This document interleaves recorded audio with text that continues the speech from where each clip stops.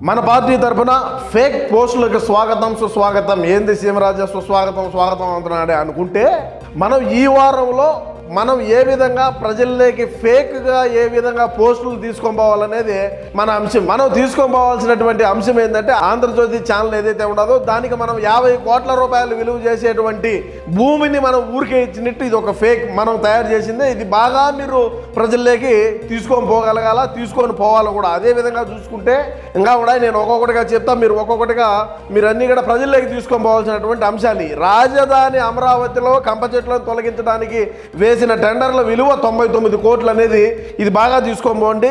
ఈనాడు ఆంధ్రజ్యోతి రాస్తున్నట్టుగా 100 పరిశ్రమలు వస్తున్నాయని రాయడమే తప్ప ఒక పరిశ్రమ కూడా రాలేదు మన రాష్ట్రానికి అనేది మీరు బాగా ప్రజలకు తీసుకొని పోగలగాలి. అదేవిధంగా ఆంధ్రజ్యోతిలో వచ్చినటువంటి రాతలు ఏవైనా సరే వాటిని తీవ్రంగా ఖండియాలా. ఈనాడులో వచ్చిన పేపర్లు ఏవైనా సరే వాటిని తీవ్రంగా ఖండించాలా.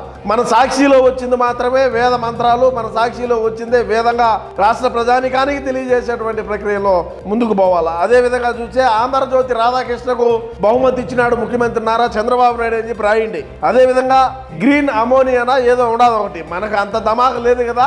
బాబు లోకేష్ కృషి వల్ల కాకినాడకు గ్రీన్ అమోనియా ప్రాజెక్టు వచ్చింది అనడం అబద్ధం.